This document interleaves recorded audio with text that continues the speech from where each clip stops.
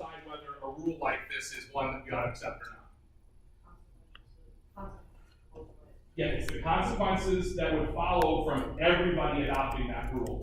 Now, for utilitarians, that means that this specification of circumstances is much more fluid and flexible for them. Because utilitarians, for example, might say that permitting women to engage in abortion in the first trimester may have different consequences than the permission of abortion, say, if it extends to the third trimester.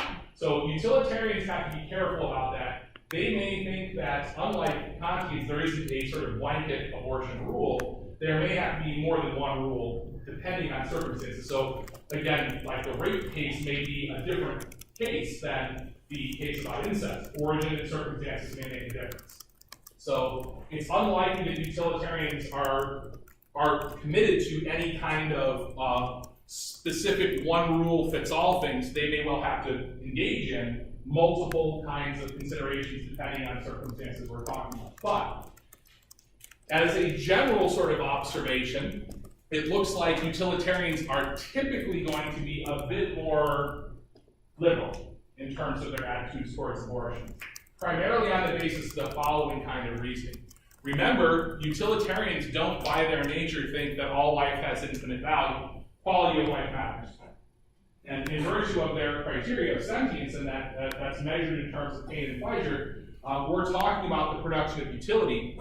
And we know from cases like the Fat Man case that at least in some circumstances, utilitarians, even of the rule sort, are at least potentially committed to the view that sometimes we may have to take lives in order to maximize utility.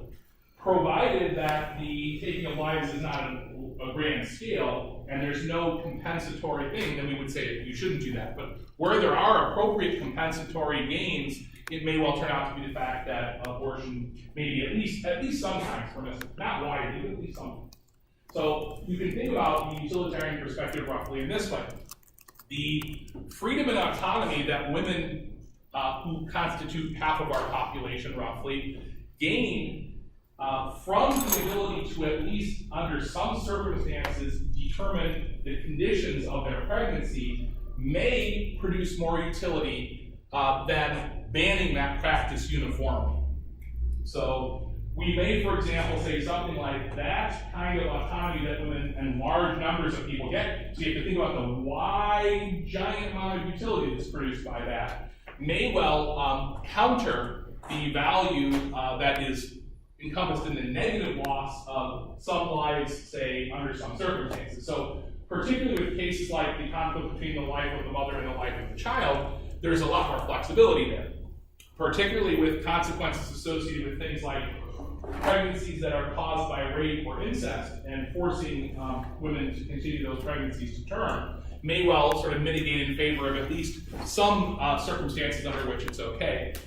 So utilitarians, it's actually hard to answer the question, what is the utilitarian perspective on abortion, because it looks quite a lot more like the kind of utility calculations involved may well vary based on circumstances, whereas Kantians don't have that kind of problem typically because the circumstances don't really matter. They just sort of specify the content or application of the rule. So I'd like to think about that a little bit, and particularly think about the utilitarian rule and what we might say about that. But our general lesson here is that from the perspective of this kind of approach to moral problems, you get much more satisfactory answers that are not biased in terms of pre-existing notions and are certainly explainable because they're not entirely just patched together appeals to intuition. What we have are theoretically well-grounded and sort of explainable perspectives on these topics. Again, no one needs to stomp their feet and yell and wave placards around. What you do is, if you want to justify abortion, you show why it's permissible under the sort of conditions that we accept as good theory or not. That should be all we really need. Okay, so we'll pick up this and probably transition a bit to talking about the rest of this debate and then maybe a bit about the utilization.